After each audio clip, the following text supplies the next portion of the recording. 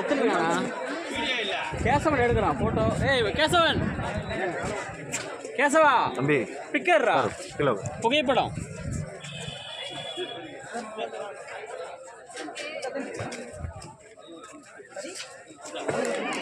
ஐயா தம்பி ரோல்லாம் பண்றாரு. செமல ரேட் எடுத்தா அதே ஒரு திறமை.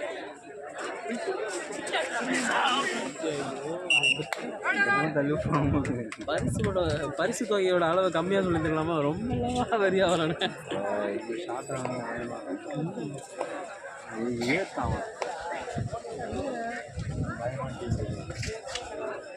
சரிடா 10,000 நினைச்சுக்கானுங்க நிறைய பேர்.